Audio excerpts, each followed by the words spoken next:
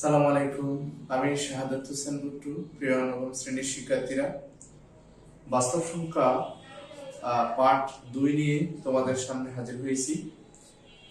বিগত ক্লাসে আমি বাস্তব সংখ্যার পার্ট 1 নিয়ে বলেছি।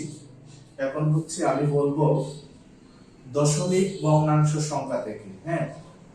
তাহলে দশমিক ভগ্নাংশ সংখ্যা মূলত মূলদ সংখ্যা ও অমূলদ সংখ্যাকে দশমিক দিয়ে প্রকাশ করা হলে একে দশমিক ভগ্নাংশ বলা হয়। আমরা জানি মূলদ সংখ্যা কি। মূলদ সংখ্যাকে এবং অমূলদ সংখ্যাকে যদি দশমিক দিয়ে প্রকাশ করা হয় তাহলে এটাকে বলা হয় দশমিক ভগ্নাংশ সংখ্যা। যেমন দেখো তোমরা, এই যে মনে করো 3 একটা মূলদ সংখ্যা। তাহলে 3 কে যদি আমরা দশমিক দিয়ে প্রকাশ করতে চাই তাহলে 3.0 লিখলে তো কোনো সমস্যা নেই, ঠিক আছে? তাহলে এটা একটা দশমিক ভগ্নাংশ সংখ্যা।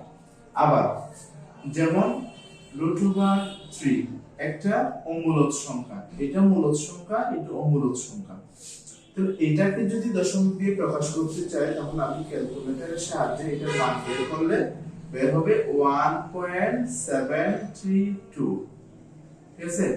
তাহলে এই যে অমূলদ সংখ্যাকে দশমিক দিয়ে যদি প্রকাশ করা হয় তাহলে এটাকে দশমিক ভগ্নাংশ সংখ্যা বলা হয়। তাহলে মূলদ সংখ্যা এবং অমূলদ সংখ্যাকে দশমিক দিয়ে প্রকাশ করা হলে দশমিক ভগ্নাংশ সংখ্যা বলা হয়। গেল। এরপর হচ্ছে যে দশমিক ভগ্নাংশ সংখ্যার মধ্যে কিন্তু আমরা 3 ধরনের দশমিক ভগ্নাংশ সংখ্যা বেসিক্যালি আপাতত 2 ধরনের আমরা দেখতে পাই। একটা হচ্ছে সসীম, একটা হচ্ছে কি সসীম, একটা হচ্ছে অসীম। সসীম বলতে গেলে মনে করো আমি একটা উদাহরণ দিচ্ছি। এখানে 5 কে যদি 2 দ্বারা ভাগ করা হয় তাহলে 2.5, অর্থাৎ দশমিকের পরে একটা মাত্র অঙ্ক। আমরা মনে রাখবো দশমিকের পরে একটা হোক দুইটা হোক, যদি অঙ্ক সংখ্যা গণনা করা যায় তাহলে এটাকে সসীম দশমিক ভগ্নাংশ বলা হয়। এখন যদি দশমিকের পরে 2.5 এবং এখানে যদি ডট ডট দেয়া না হয় তাহলে বোঝা যাবে যে একটি মাত্র সংখ্যা। ডট ডট না দিলে ওই সংখ্যাগুলো হবে যে গণা যাবে এবং সসীম দশমিক ভগ্নাংশ সংখ্যা গেল এটা। এবার আসতেছি আমি কি অসীম দশমিক ভগ্নাংশ সংখ্যা। অসীম দশমিক ভগ্নাংশ সংখ্যা বলতে গেলে একটু খেয়াল করে দেখুন, যদি 10 দিয়ে আমরা 10 কে 3 দিয়ে ভাগ করি তাহলে 3.33 এভাবে কি আসতে থাকবে, যেটা গণনা করা যাবে না। আদৌ 10 দিয়ে 3 কে ভাগ করতে থাকলে ভাগফল কি 3.3333 এভাবে আসতে থাকবে, যেটা কখনো গণনা করা যাবে না। এটা হচ্ছে বেসিক্যালি অসীম দশমিক ভগ্নাংশ, ঠিক আছে? অর্থাৎ দশমিকের পরে অঙ্ক সংখ্যা গণনা করা যায়। ঠিক সেরকম এটাও, যেটা √3 এর মান বলো, √2 এর মান বলো, সেটাও দশমিকের পরে অনেকগুলো সংখ্যা আছে যেটাকে কি করা যায় না, গণনা করা যায় না। ঠিক আছে? এখানেও অনেকগুলো আছে যে সেটা কি দিয়ে প্রকাশ করা হয়, সেটা ডট ডট দিয়ে প্রকাশ করা হয়। এখন গেল আমার সসীম দশমিক, অসীম দশমিক। আচ্ছা, অসীম দশমিকে আবার দুইটা ক্যাটাগরি, দুইটা প্রকার আছে। একটা হচ্ছে অসীম আবৃত, অসীম অনাবৃত। আবৃত মানে হচ্ছে যে একটা অঙ্ক যদি দশমিকের পরে বারবার আসতে থাকে অথবা দুইটা অঙ্ক বারবার আসতে থাকে, এই ধরনের দশমিক ভগ্নাংশ কিন্তু অসীম আবৃত দশমিক ভগ্নাংশ বলা হয়। যেমন দেখো এখানে 3 দিয়ে যদি 10 কে ভাগ করি তাহলে 3.3333 আসতে থাকবে, অর্থাৎ 3.3333 এটা আসতে থাকতে একটা অঙ্ক বারবার আসতেছে, তাহলে এটা হচ্ছে অসীম আবৃত দশমিক ভগ্নাংশ। ঠিক আছে? আর যদি একটা অঙ্ক হতে পারে, দুইটাও হতে পারে, নো প্রবলেম। আর যদি দশমিক এর পরে যদি ভিন্ন ধরনের অঙ্ক, এক এক রকম যদি বারবার আসতে থাকে, মানে অসীম বার, যেটার কোনো শেষ নাই, ডট ডট দিয়ে বোঝানো হচ্ছে কোনো অঙ্কের পুনরাবৃত্তি না ঘটে, এই ধরনের হলে কি বলা হয়, অসীম অনাবৃত দশমিক ভগ্নাংশ। ঠিক আছে? তাহলে অসীম অনাবৃত দশমিক ভগ্নাংশ কিন্তু আরেক নামে বলা হয় অমূলদ সংখ্যা। ঠিক আছে? এখন গেল এটা।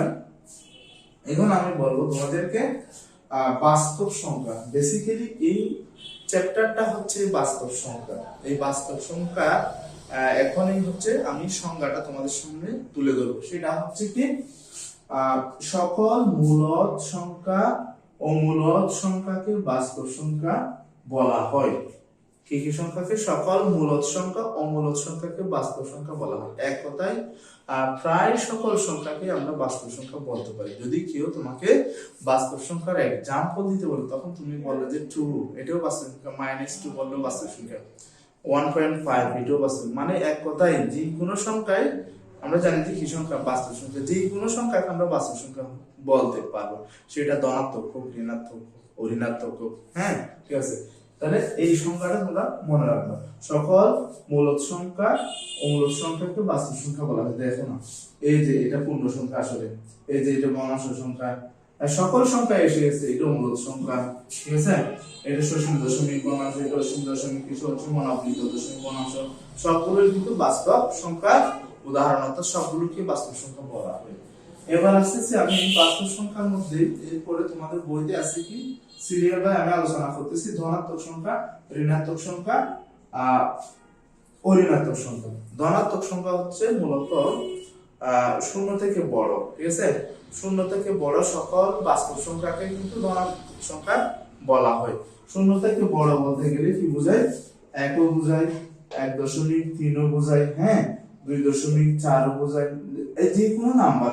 এই যে 1 এবং 2 এর মধ্যে কিন্তু অনেক নাম্বার আছে, জানোনি তোমরা? 1 এবং 2 এর মধ্যে কিন্তু অনেক নাম্বার আছে, 1, 1.1, 1.2, 1.112, অনেক নাম্বার আছে, এগুলো আসলে গণনা করে শেষ করা যাবে না। তাহলে শূন্য থেকে বড় সকল বাস্তব সংখ্যাকে বলা হয় কি? ধনাত্মক সংখ্যা। তাহলে তাদের মধ্যে কিন্তু প্লাস সাইন দিতে হবে না, প্লাস সাইন না দিলেও বোঝা যাবে এদের একটা প্লাস সাইন আছে, সেই জন্য এদেরকে পজিটিভ নাম্বার বলা হয়। এরপর আসছে কি ঋণাত্মক সংখ্যা। ঋণাত্মক সংখ্যাগুলো হচ্ছে ধনাত্মক সংখ্যার ঠিক বিপরীত, অর্থাৎ শূন্য থেকে ছোট সকল সংখ্যাকে ঋণাত্মক সংখ্যা, সকল বাস্তব সংখ্যাকে ঋণাত্মক সংখ্যা বলা হয়। তবে তাদের মধ্যে সামনে অবশ্যই মাইনাস চিহ্ন দিতে হবে, না হলে বোঝাই যাবে না, ঠিক আছে। এই ধরনের -2.1, হ্যাঁ, যে কোনো নাম্বারে হচ্ছে কি যে কোনো শূন্য থেকে ছোট যে কোনো নাম্বার, যে কোনো বাস্তব সংখ্যাই হচ্ছে ঋণাত্মক সংখ্যা। তাহলে ধনাত্মক গেল, ঋণাত্মক গেল। এবার আসতেছে অঋণাত্মক। অঋণাত্মক হচ্ছে মূলত শূন্য সহ সকল ধনাত্মক সংখ্যা, সকল ধনাত্মক বাস্তব সংখ্যা, ঠিক আছে। শূন্য, শুধুমাত্র অঋণাত্মকের আর ধনাত্মকের মধ্যে পার্থক্য হচ্ছে অঋণাত্মকের বেলায় একটা শূন্য হবে, আর ধনাত্মকের বেলায় শূন্যটা হবে না, 1 থেকে শুরু হবে, ঠিক আছে। অঋণাত্মক হচ্ছে শূন্য সহ সকল ধনাত্মক বাস্তব সংখ্যাকে অঋণাত্মক সংখ্যা বলা হয়। এখন আমি শিক্ষার্থীরা তোমাদের বইতে যে বাস্তব সংখ্যার যে ডায়াগ্রাম, অর্থাৎ যে ফ্লো চার্টটা আছে, সেটা নিয়ে আমি একটু আলোচনা করব। এখানে প্রথমে হচ্ছে বাস্তব সংখ্যা, হ্যাঁ, বাস্তব সংখ্যার যে ফ্লো চার্ট। প্রথমত বাস্তব সংখ্যা দুই ভাগে বিভক্ত, প্রথমটা হচ্ছে মূলদ আর দ্বিতীয়টা হচ্ছে অমূলদ। ওখানে কিন্তু সংজ্ঞায় বলা আছে সকল মূলদ ও মূলদ সংখ্যাকে কি বলা হয়? বাস্তব সংখ্যা বলা হয়। অমূলদ শুধুমাত্র কি অসীম অনাবৃত দশমিক ভগ্নাংশ, আর কোনো শাখা নেই অমূলদের।